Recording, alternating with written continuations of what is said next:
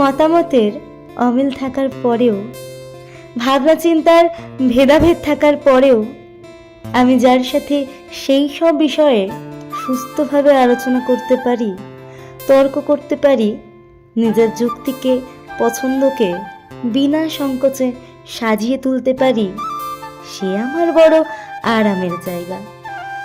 আমি বলছি এক কথা, সে বুঝছে আর এক কথা। আমার উদ্দেশ্য এক, সে ভাবলো আর এক। আমি যেতে চাইলাম উত্তরে, সে আমাকে ছেড়ে আসলো দক্ষিণে। এহেন কথোপকথন, এহেন মানুষ, এহেন সঙ্গ আমার কাছে বড় অস্বস্তির। জীবন বড় সহজ হয়ে যায় যদি আমার পাশে কে বসবে সে বিষয়ে আমরা একটু চুজি হয়ে যাই।